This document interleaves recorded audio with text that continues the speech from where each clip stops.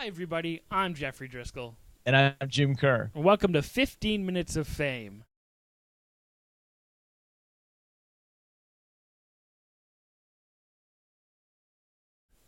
Well, Jim, let's start out with the World Juniors. Once again, as an official protest of the damn NHL lockout. After a bit of a slow start, by their standards at least, how's Team Canada looking? Well, it was a slow start because they gave up 3 goals each to Germany and Slovakia.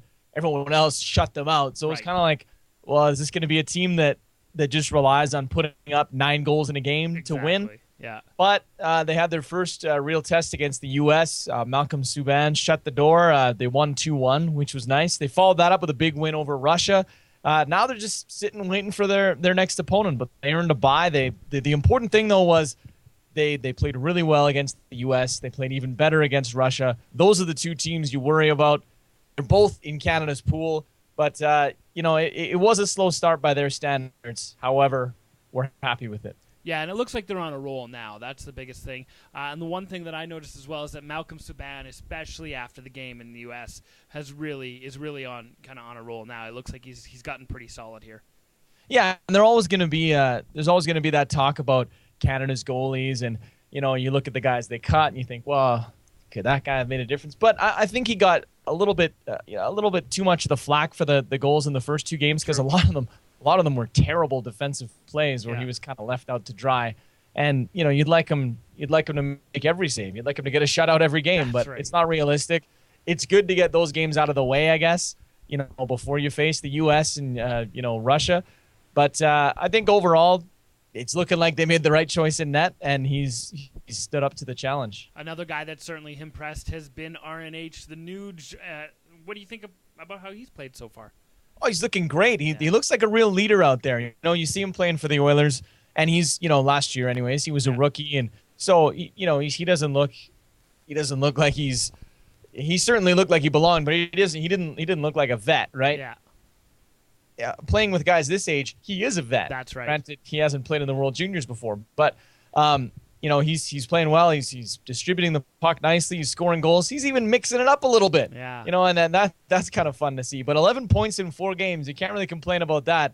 Good sign for him as a player. Great for the country as well. And the Oilers are happy with what they're seeing from him. Absolutely. What about on the other side, the Russian side? Nail Yakupov has been playing okay, but he certainly hasn't looked like he's been leading the team, Jim. And he hasn't been doing any of his media availabilities either, which is kind of really interesting. What do you think about Yakupov and the Russians? Yeah, that whole weird thing about Canada playing dirty and then not wanting to talk about it, and then when it did come time for him to talk about it, he spoke through a translator. Weird. Dude, we know you speak it. You started the interview in English, man. Yeah. But I think he's playing well. I think he's a great player. We've seen him here and there, like we saw him playing in the Canada-Russia Subway Series there. He's definitely a great player, and I think we'll probably see Russia again in this tournament. Definitely. And he'll be one to outshine his future teammate if the NHL ever comes back. But it's good that he's not being forced to steal the show for him, because he can just go out there and play his game. The Russians are a good team. I was surprised to see Canada handle them like they did. Yeah. But they'll be back, and they won't back. be happy about that loss. Well, speaking of earlier, you talked about the NHL lockout. The league put an offer out recently. There's some info sessions on the weekend, and then the PA kind of came back a little bit as well. What's going on with the NHL lockout? Yeah, well, some of the highlights of that first offer from the NHL, a 10-year agreement with an opt-out after 8 years, a 50-50 split, $300 million payments, no salary rollbacks, which I think is a big thing. Yeah. A $70.2 million cap for this coming season, asterisk. And then it would drop down to $60 million for next season. So you'd have to see you'd see a bit of movement there as teams tried to lose $10 million. Right. Max contract length of 6 years, 7 if you re-sign with the same team. That's one that I like. I like that that's a lot sort of too. that adds like a loyalty aspect to it, and that's cool. One of the things that has people talking is a weighted draft lottery between all the non-playoff teams for that number 1 pick. Yeah, I like that one because people talk about teams tanking to get that number 1 spot. I don't think anybody actually does that. No. Yeah, because we've been in the city before. Yeah, we've been in the city with the terrible team for the that's right. last 3 seasons. And it doesn't quite work that way. But there might be some teams that give up at a certain point in the season. Not give up, but, change their mentality, maybe try to get a better pick. Yeah. As for the meetings on Monday, the PA put out a counter proposal. The two sides have been having small meetings and conference calls and things like that. According to what I've read from guys like Pierre LeBrun, there's still some differences on major issues. No surprise there, but that's where we're at. Well, listen, I want to do something here that I'm sure many fans of the NHL want to do. Let's leave it behind right now. Let's move on. Yeah. And let's talk a little. Let's just move on, leave the NHL behind, talk a little football. Before we get into the upcoming playoff matchup, seriously, how about Adrian Peterson, right? Oh, my God. Yeah, absolutely. That man is a beast. Yeah, now he didn't break Eric Dickerson's record, but he came about as close as you could get. He had 199 yards rushing, ended up just 9 yards shy of the 208 that he needed to break the record of 2,105 rushing yards in a season. So close. He didn't know until after the game, the on-field interview there. Oh, so 9 away, hey? And he's like, nine yards of what? Yeah. That's how close we were to the record. Oh. And, I'm sure it was bittersweet for him, but, that his contribution in that game, which was an absolutely pivotal matchup for his team, got them, into field goal distance. They won the game because of him in a lot of ways. So I think that, making the playoffs will help soothe, the the hard feelings maybe about not getting those 9 yards. But the man is a beast. Yeah, and let's not forget, the guy's coming off ACL surgery. Yeah, absolutely. He's coming off, something that can really, really set you back. And he puts up numbers like that. Insane. Amazing. Yep. Okay, well, it's Wildcard Weekend. Who you got? Well, I'm going to go with the Bengals over the Texans. Yeah. Houston's been good. Like, they had a great season. They had a great record. But they've been they're one of those teams that maybe started out strong, peaked, and seems like they're heading that way. Vikings over the Packers again? Yeah, sure. Why not? If AP's still maybe he can get those 9 yards. Yeah, there you go. Ravens over the Colts, I'm going to say. Yeah. Redskins over the Seahawks. Seattle has been fantastic the last month or so. Really. But, you got RG3. That'll be his time to shine. I feel like he's a guy who probably excels under pressure, and there's no bigger pressure than the playoffs. That being said, Houston, Green Bay, Indy, and Seattle are all incredibly capable of winning those games. Which is why they're in that spot to begin with. Yeah, I think we'll see some really tight games, but that's who I'm going with. Yeah, it's gonna be good football. The hell do I know? Yeah. For anybody who's been watching this for 2.5 years, valid point, Jim. Yeah. What the hell do we hair know? Sucks. Exactly. People yelling at the screen right now. He doesn't know anything. That's fair enough. Well, bear with us for the rest of the 15 minutes here while we move on to the GABBYs. These are the good and bad by you. We take the best and the worst in the world of sport, and usually we make fun of it. If you've got a GABBY, please send it to us. You can get us on Twitter, 15 minutes YEG, or really about 45 different ways. You can really step out your door. You can't call us a bad. We won't put that on. Yeah, exactly. Dear Jim and Jeff. Wildcard picks. Jim and Jeff. Yeah, exactly. Well, let's give a good to the London Knights, who won 24 straight games in the OHL until a New Year's Day OT loss. It was an OT loss too. I couldn't believe it. The all-time record is held from the 83-84 Kitchener Rangers, who won 25 straight. It was absolutely unreal. The London Knights have been good for a long time. They are one heck of a good hockey team and have been for a long time. But I honest to God, thought they were going to break the record. Like, when I saw the box score there, and when I saw it was an OT loss, even worse. I thought that would be the record for sure. But no. So now it's going to be undefeated in regulation, but that's not the same. But 24 straight games. That's amazing. My God. Yeah. To even think about what goes into that, it's just. Completely. But the London Knights program, like, think of the NHLers that have come out of that. Totally. Just off the top of my head, Rick Nash, Corey Perry. There you go. Exactly. Unreal. Yeah. Unreal. While we're talking streaks, Jeff, what about the NBA's LA Clippers? With everyone talking about how average the Lakers have been this year, you might have missed the fact that they're cruising right now. The Clippers. They enter this week having won 17 in a row. On the other side of that, the Charlotte Bobcats entered this week with 18 straight losses. So between them, they're just under 500. Well, yeah, that's true. What I love is how bad the Bobcats are. The Clippers are that good. You know what I mean? Yeah, Like, yeah. I absolutely love it. But seriously, the Clippers are unbelievable. And it's the swagger that comes with it. You know what I mean? Yeah. Like, they just You see a guy like own the Blake court. Griffin Oh. make a monster block at one end of the court, Yeah. run all the way up the court, and get a highlight reel alley-oop? Totally. Come on. The guy's just, it's unbelievable. Let's give a good to Adrian Peterson. In addition to breaking 2,000 rushing yards in a season following major knee surgery we talked about earlier, he apparently wants to run in the 2016 Olympics. He says he'd like to compete in the 200 and the 400 meter races, which, makes sense. Anybody who's seen this guy run with defenders like draped all over him could probably picture him crushing it in the track. It should be interesting to see if this is something that he pursues. I think with just a little bit of cross training, you could really, you could definitely see that for sure. I think the scheduling might kind of that's true too. because he'd have to like win U.S. nationals or whatever. Yeah. But they were saying, "Oh yeah, so you think you could take on Usain Bolt?" And he's like, "Well, let's see." Yeah, well.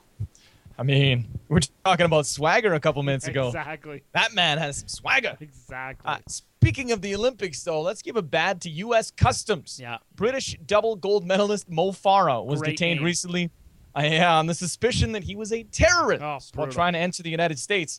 He says he gets detained every time he comes to the States because of his Somali origin, and he even brought out his Olympic medals this time to no avail. Poor guy, but now it's got some attention. Maybe it won't happen to him again, but it probably seriously, it's like, hey, I'm going through the metal detector, and they're scanning the bag, and they're like, random check, and I just take the medals and be like, no, no medals. Did you watch TV this summer? Yeah, exactly. Do you recognize these? Remember when Usain Bolt crossed the finish line and went like, yeah, went like that? An M? That was for me. That's exactly. That's me. Exactly. Well, we're talking a race. In a couple of ways. Yeah, good segue. Let's give a bad to the Atlanta Braves this week. Now, the Braves are one of those teams, Jim, who has a name and a logo that leaves a segment of the population feeling a bit uncomfortable. We've talked about this before, and this certainly won't help. They're bringing back a retro logo known as, honest to God, the Screaming Savage for their 2013 batting practice hats.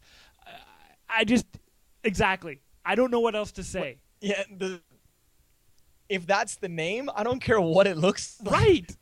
Like, that's not cool, guys. Like, come on. We're trying to go the other way. We're trying to be more inclusive, The best part is it was probably a meeting, and they probably talked about it, and they probably discussed it, and maybe they even had a vote. And they're like, that's a good idea. Yeah. Oh, we'll sell some hats. Yeah, exactly. What? No. We'll do the controversy. That'll work. Yeah. Yeah. Frick. Like, you're already the Braves. Yeah, exactly. Screaming Savage? You've already got kind of a cartoon logo. Like, I don't know, man. Yeah. Terrible. Absolutely. Let's give a bad to former Brooklyn Nets coach Avery Johnson this week as we wrap things up. He was named the NBA's Eastern Conference Coach of the Month a month into the season. December didn't go that well for him, though, with his club going from 11-4 to 14-14. That's not even that bad, but I guess that's how it goes sometimes in pro sports because he no longer has a job. That's right.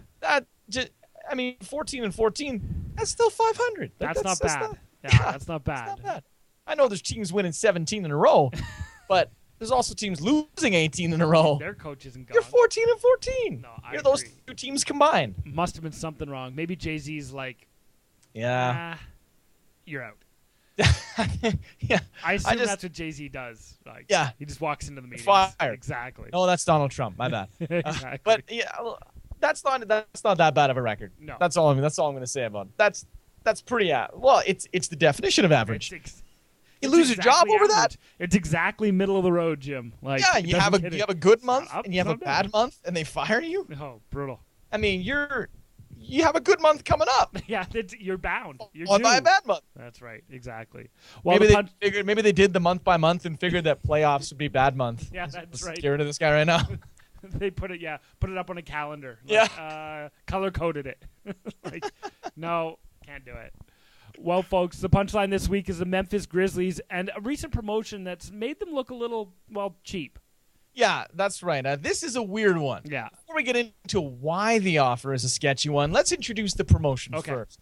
So a fan is randomly selected to shoot from half court for what else but a lifetime supply of tater tots from Sonic, which is a fast food place. I would take a lifetime supply of tater tots. I'm just saying. Lifetime supply of tater tots doesn't sound so bad until you find out this next part. What's that? So first off, we got that, right? Right. Now, here's where it gets weird. When they say that, a fan gets a lifetime supply, not quite what it means. A fan recently made that shot. Good for them. This guy's just throwing tater tots in the air like you just don't care. Turns out that when they say lifetime supply, what they mean is 1 coupon per week for a medium order of tater tots. Yeah, the Wall Street Journal via Deadspin did the math on that one because Because we're journalists. I'm do that. just dumb is what I am. I can't even hide behind my profession. That works out to $1.69 per week, $88 a year, and just a fat stomach, I think. That's terrible, though. I don't think it would be worth the gas to go to the store or the restaurant, Jim. Like $1.66? Come on. Yeah. I'd be giving that stuff away. Once a week. So that's what you have to look forward to that week. Like, ooh, it's Tater Tot Friday. Tater Tot Medium Friday. Tater Tot Friday. Absolutely brutal. For just me. That's incredibly cheap. A lonely dude who likes fast food. Yeah, that's right. That would be ideal. But a lifetime supply is 1 medium a week. Brutal. Think about other prizes you've heard. Right, exactly. This one is $1.69 a week. When I hear lifetime supply, I figure I should be able to go into any restaurant that I've won the lifetime supply of and get whatever I want whenever I want it. That's what I think lifetime supply. They should give you, I just wonder too, do they mail you one each week? Oh, yeah, that's a good call. They give you them by the month? Or do you have to go to the same Sonic every time and be like, hey, Jim, here's your coupon. Yeah, then, take it postage back. Would be what, 60 cents? That's so right. $1.69, 60 cents for a stamp. Totally. Paying the postman to walk it off to your door. Unbelievable. Hilarious. Love it. So don't go to a Memphis Grizzlies game and expect to be showered in tater tots. Exactly.